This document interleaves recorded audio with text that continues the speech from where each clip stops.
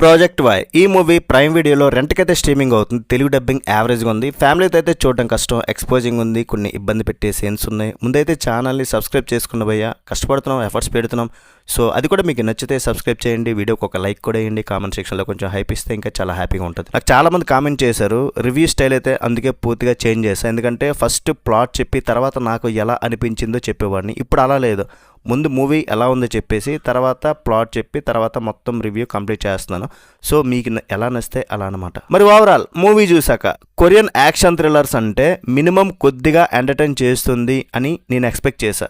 కానీ ఈ movie minimum యావరేజ్గా కూడా నాకు అనిపించలేదు భయ్యా, నచ్చలేదు మూవీ నాకైతే.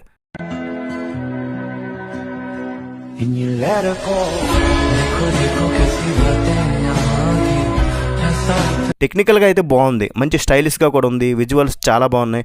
అందులో యాక్ట్ చేసిన ఇద్దరు లేడీస్ కూడా చాలా బాగా చేశారు, అదే హీరోయిన్స్. బట్ మూవీ మాత్రం చాలా డల్గా ఉంది, బోరింగ్గా కూడా ఉంది, అంత ఇంట్రెస్ట్గా ఏం అనిపించలేదు. యాక్షన్ అన్నారు బట్ అది మూవీలో పెద్దగా ఏం కనబడలేదు, జస్ట్ చిన్న చిన్న బిట్స్లో అనిపించి అంతే. కొంచెం వైలెన్స్ ఉంది, కొంచెం యాక్షన్ ఉంది, కేల్కతం దుకాణం బంద్. పెద్ద ట్విస్ట్లు అయితే ఏం లేవు అనమాట, అంత ఎంగేజింగ్ ఏం లేదు, థ్రిల్లింగ్ అసలే లేదు. మీ సన్ అండ్ డో క్యూంగ్ అనే ఇద్దరు బెస్ట్ ఫ్రెండ్స్ ఉంటారు. వీళ్ళు పగలు ఒక పూల దుకాణం నడుపుతూ రాత్రిపూట సియోల్లోనే రెడ్ లైట్ ఏరియాలో వర్క్ చేస్తుంటారు.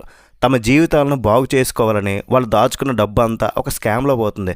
అప్పుడే వాళ్ళకి బ్లాక్ జాక్ అనే ఒక అండర్ వరల్డ్ గ్యాంగ్స్టర్ దగ్గర ఉన్న 8 బిలియన్ల విలువైన బంగారు బిస్కెట్లు అండ్ కొన్ని చోట్ల బ్లాక్ మనీ గురించి తెలుస్తుంది. ఆ డబ్బును దొంగిలించి కొత్త జీవితం ప్రారంభించాలని వాళ్ళు వేసే ప్లాన్ ఏంటి, ఆ తర్వాత వాళ్ళు ఎదుర్కొన్న డేంజరస్ కాన్సిక్వెన్సెస్ ఏంటి అన్నదే ఈ మూవీలో చూస్తారు మీరైతే. ఇంత రిస్క్ ఉన్న క్రైమ్ స్టోరీలో ఆడియన్స్కి ఆ టెన్షన్ ఇంటెన్సిటీ ఫీల్ అవ్వాలి. నేను కూడా అట్లా ఏం ఫీల్ అవ్వలేదు.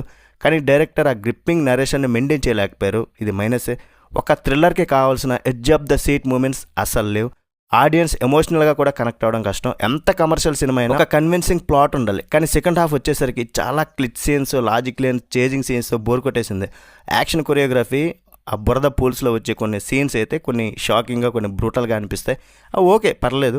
సినిమా విజువల్స్ పరంగా చాలా గ్రాండ్గా ఉంటుంది. Korean colourful neon lights and dark night షాట్స్తో సినిమాటోగ్రఫీ చాలా స్టైల్స్గా కనిపిస్తుంది.